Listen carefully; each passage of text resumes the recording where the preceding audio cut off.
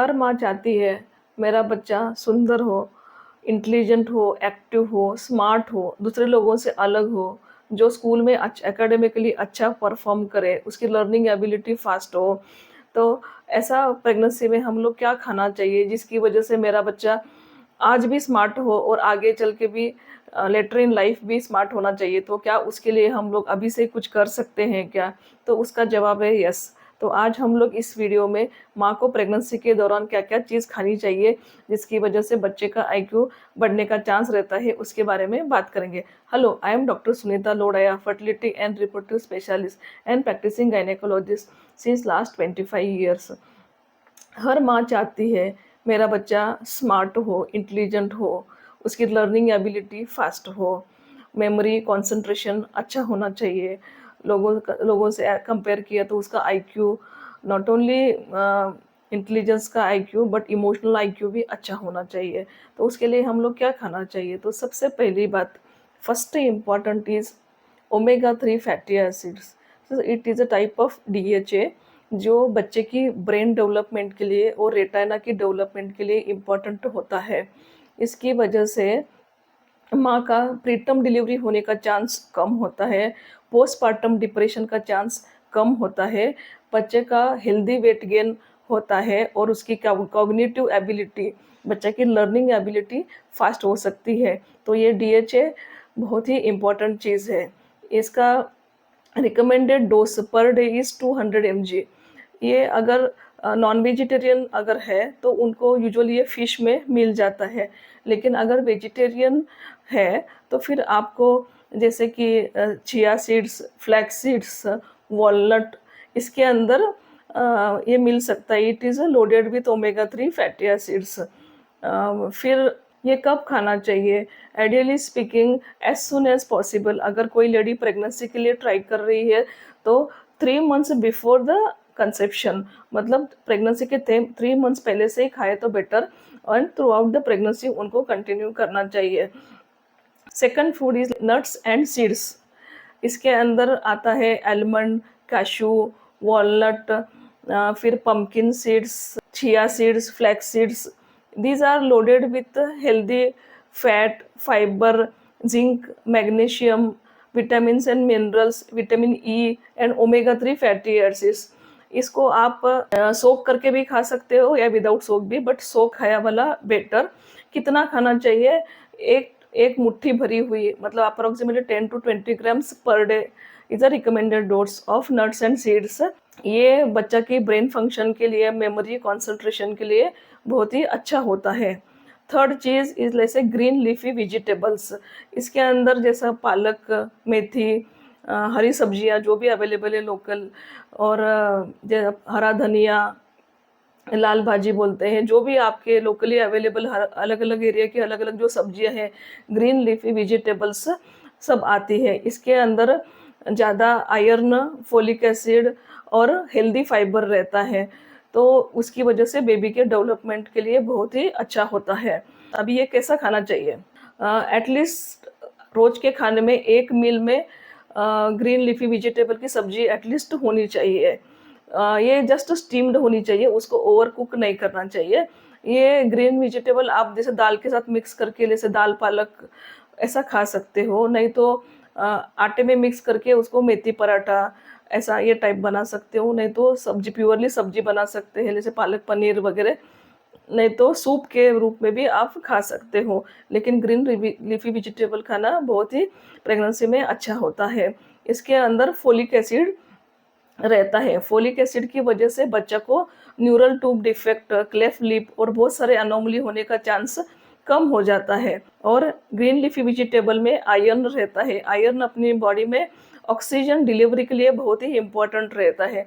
अगर माँ के शरीर में आयरन की कमी है तो ऑक्सीजन डिलीवरी बेबी की टिश्यू पे जितनी चाहिए उतनी मात्रा में अगर नहीं हुआ तो बच्चे का लो आईक्यू और पुअर ग्रोथ होने का चांस रहता है। इसलिए आयरन एंड फोलिक एसिड के सप्लीमेंटेशन बहुत ही इम्पॉर्टेंट है। तो ये दोनों ही चीज़ें ग्रीन लिपी वेजिटेबल में मिल जाती है, इसलिए माँ को ऐसा फूड खाना चाहिए। इसके साथ में भी ज़्यादा आयरन बढ़ाने के लिए माँ को खाने में जैसा डेट्स, एप्पल, बनाना, पोमेग्रेनेट मतलब अनार, और बीटरूट, ये सभी खाने में ऐड करना चाहिए। फिर नेक्स्ट चीज़ आती है जैसा मिल्क। मिल्क मिल्क भी खा सकते हो, अगर मिल्क अगर किसको पसंद नहीं तो वो कर्ड या पनीर खा सकते हैं। Milk approximately recommended dose per day like 500 to 750 ml, उतना उनको मिल्क लेना चाहिए। ये मिल्क कौन सा भी, जैसा काऊ का, बफेलो का, गोट का, जो भी अवेलेबल मिल्क है वो ले सकते हैं। मिल्क के अंदर कैल्शियम और प्रोटीन्स मात्रा ज़्यादा रहती है, जो बच्चे की डेवलपमेंट के लिए इम्पोर्टेंट रहता है। फिर एग, एग में कोलिन नाम की चीज़ रहती है। Choline that is a type of amino acid which is important for the brain development, और इसकी वजह से बच्चा की मेमोरी एंड कंसंट्रेशन बढ़ता है। फिर आता है बीन्स, लेंटिल्स एंड दाल। ये सब चीज़ों में carbohydrate, protein, healthy fibre, vitamin E और ओमेगा 3 फैटी एसिड्स ज़्यादा रहता है, तो इनको ये सब चीज़ खाना चाहिए। दाल की मात्रा ज़्यादा होनी चाहिए, जैसे अभी राजमा राइस वो खा सकते हैं, और अलग अलग नमूने की दाल उनको प्रेगनेंसी में खाना चाहिए। या फिर विटामिन डी, सी प्रेगनेंसी में vitamin D is very very important. अगर हम लोग प्रेगनेंसी में माँ का विटामिन डी चेक करते हैं तो 50% से ज़्यादा माताओं का विटामिन डी लेवल कम ही आता है। ये विटामिन हमको सनशाइन से मिलता है, मतलब धूप में खड़ा होने से मिलता है। इसका recommend dose per day vitamin D का 600 to 800 IU international units per day है। तो ये आपको सिरप के रूप में या टैबलेट्स या सैचेट के रूप में आप ले सकते हो, लेकिन विटामिन डी बहुत ही इम्पोर्टेंट है। अगर माँ के शरीर में विटामिन डी की मात्रा सही है तो बच्चा को ऑटिज्म होने का चांस कम रहता है, ये साइंटिफिकली प्रूवन है। इसलिए प्रेगनेंसी में विटामिन डी लेवल सही होना बहुत ही ज़रूरी है, इम्पॉर्टेंट है। फिर थायराइड लेवल्स, प्रेगनेंसी में थायराइड बहुत ही इम्पॉर्टेंट चीज़ है। Thyroid is important for the metabolism and the brain development of the baby. जैसे ही कोई लेडी प्रेग्नेंट होना चाहती है, बिफोर प्रेगनेंसी और आफ्टर प्रेगनेंसी हम लोग हमेशा थायराइड लेवल चेक करते हैं। अगर बिफोर प्रेगनेंसी भी कोई माँ कंसीव होना चाहती है तो थायराइड लेवल अगर उसमें लेवल कम ज़्यादा है तो उसको सही करने की जितना जल्दी हो सकती है हम कोशिश करते हैं, एंड इमीडिएटली आफ्टर प्रेगनेंसी उसको हम लोग उसको as far as possible correct करने की कोशिश करते हैं, क्योंकि ब्रेन के डेवलपमेंट के लिए थायराइड बहुत ही इम्पोर्टेंट चीज़ होती है, जो बच्चा की इंटेलेक्ट और मेमोरी के लिए इम्पोर्टेंट है। ये इसके साथ में आजकल आयोडाइज सॉल्ट अवेलेबल है, तो उसके थ्रू भी आयोडीन माँ ले सकती है। फिर बेरीज, जैसे अलग अलग नमूने के berry, blueberry, blackberry, strawberry, raspberry, ऐसे अलग अलग नमूने के ये जो बेरीज है ये बहुत ही इम्पोर्टेंट है। इसमें it is loaded with antioxidants, omega 3 fatty acids, vitamin E and the healthy fibre.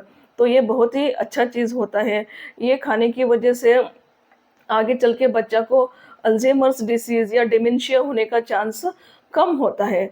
तो इफ़ इट इज़ अवेलेबल, अगर पॉसिबल है तो ये भी माँ अपने खाने में इंक्लूड कर सकती है। फिर जैसा कि मैंने आपको बताया कि फोलिक एसिड इम्पॉर्टेंट है प्रेगनेंसी के लिए, तो आजकल जब डॉक्टर के पास आप जाओगे आफ्टर प्रेगनेंसी, डॉक्टर आपको फोलिक एसिड की टैबलेट, आयरन और DHA टैबलेट आपको ज़रूर प्रोवाइड करेंगे। तो आपको इसको सप्लीमेंटेशन प्रेगनेंसी में ज़रूर लेना चाहिए।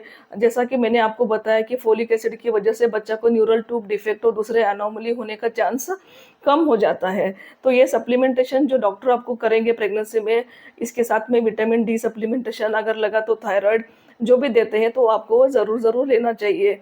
इसके साथ में है regularly antenatal checkups, screening test, scanning, जो भी डॉक्टर आपको बोलेंगे वो सब कराना बहुत ही ज़रूरी होता है। बच्चा का इंटेलिजेंस जेनेटिक्स के ऊपर डिपेंड होता है, इसमें तो कोई डाउट ही नहीं है। माँ और होने वाले माँ और बाप का जो जीन्स रहता है उनका जैसा इंटेलिजेंस होता है उसके उसके ऊपर बच्चा का इंटेलिजेंस डिपेंड रहता है। लेकिन अगर हम लोग प्रेगनेंसी के टाइम माँ को अगर सही मात्रा में सप्लीमेंटेशन दिया जाए तो उसको काफ़ी लेवल तक इम्प्रूवमेंट किया जा सकता है। अभी हम लोग बात करेंगे कि कौन सी चीज़ें प्रेगनेंसी में हमको अवॉइड करना चाहिए। फर्स्ट, टी कॉफ़ी जिसके अंदर कैफीन रहता है। फिर दूसरी चीज़ स्मोकिंग, अल्कोहल, ये चीज़ अवॉइड करना चाहिए। तीसरी चीज़ स्ट्रेस, माँ को कोई-सी भी हालत में प्रेगनेंसी के टाइम स्ट्रेस में नहीं रहना चाहिए। उसके आजू-बाजू में खुशनुमा एनवायरनमेंट होना चाहिए। तो इसके लिए माँ स्ट्रेस कम करने के लिए regularly light walking, breathing exercises, pranayama वगैरह मेडिटेशन ऐसा कर सकती है। दिन में 24 घंटे में एटलीस्ट 1 घंटा माँ को अपने लिए और अपने बेबी के लिए निकालना चाहिए, जिसमें वो अपने लिए, खुद के लिए और अपने होने वाले बच्चे के बारे में सोचे, उसके लिए मैं और क्या अच्छा करूँ, वो उसको सोचना चाहिए। तो इसमें ये मेडिटेशन, ब्रीदिंग एक्सरसाइज, प्राणायाम कर सकती है। 5 महीने के बाद में you can communicate with the baby, baby can hear you. So इसलिए आफ्टर 5 मंथ्स माँ अपने बच्चे के साथ में रेगुलर कम्युनिकेशन बात कर सकती है, जिसकी वजह से बच्चा का इंटेलिजेंस भी अच्छा होगा, बेबी एक्टिव भी होगा और आपका बेबी के साथ में बॉन्ड भी अच्छा बनेगा। तो आज हमने इस वीडियो में देखा कि बच्चा का इंटेलिजेंस माँ-बाप के ऊपर, उनके जेनेटिक्स के ऊपर डिपेंड रहता ही है। साथ में हमको ऐसे कौन से फूड सप्लीमेंट्स प्रेगनेंसी में लेना चाहिए, जिसकी वजह से बच्चे का आईक्यू अच्छा हो। ऐसे ही हम लोग प्रेगनेंसी, डिलीवरी, इनफर्टिलिटी और gynaec related video regularly upload करते रहेंगे। आप उनको ज़रूर देखिए। आपको अच्छा लगा तो लाइक, शेयर, सब्सक्राइब कीजिए। Thank you.